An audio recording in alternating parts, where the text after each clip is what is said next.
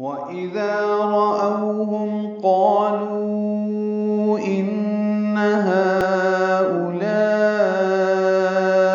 لَضَالُّونَ۔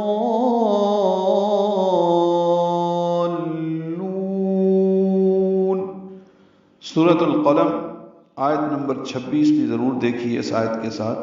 وَإِذَا میں دال نرمی سے پڑھیں گے اور دو حرکات لمبا کریں گے، الف مدہ ہے۔ وَإِذَا رَأَوْهُمْ راپور پڑھیں گے، او بولین ہے، ہونٹوں کو نہ تمام گول کریں گے، آگے لیں گے۔ ہم میم ساکن مظاہر شفوی ہے۔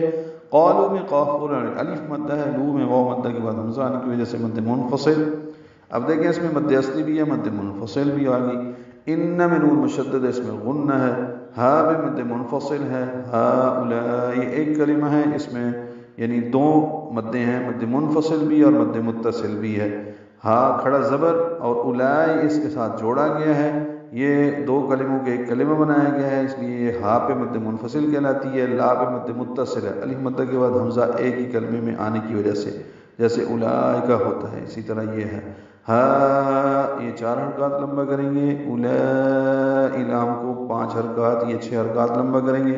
لضالون میں لام کو جلدی پڑھنا ہے، ضاد پر ہے اور الف مدہ کے بعد لام مشدد آنے کی وجہ سے مد آئی ہے، یہ مد لازم کلمی مثقل ہے۔ اب اس کو لمبا کریں گے اور لام سے ملا دیں گے، لضال، لام پہ آواز کو روکیں گے، مشدد لام، جیسے ولضالین۔ تو ان کلمات میں مد منفصل بھی ہے، مد اصلی بھی ہے، مد متصل بھی ہے واجب، اور مد لازم کلمی مثقل بھی ہے، اور نون میں مد عارض للسکون ہے، لمبا کریں گے۔ واو مدہ کے بعد نون ساکن ہو گیا عارضی طور پر، اس لیے مد وقفی بنی، یہ مد عارض للسکون۔ اب نون میں لضالون،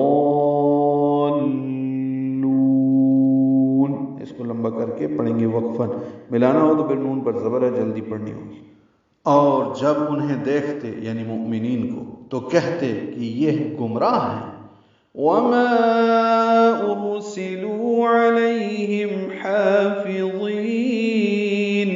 وَمَا واؤں کی نہ تمام گلائی سے، ماں میں مد منفصل ہے، الف مدہ کے بعد حمزہ آنے کی وجہ سے۔ ارسلوا میں را پر ہے، اس سے پہلے پیش آئی، لو واؤ مدہ ہے۔ علیہم، علیہم نہیں پڑھنا، علیہم لئی پڑھنا، یا لین نرمی سے، میم ساکن پہ اظہار شفوی۔ حافظین میں حا وسط الگ سے ادا کریں گے، 2 حرکات لمبا کریں گے، لا پر پڑھیں گے، اس کو لمبا کریں گے وقفاً، مد عارض للسکون ہے، نون ساکن پہ اظہار ہے، حافظین، حالانکہ وہ ان پر نگران بنا کر نہیں بھیجے گئے تھے۔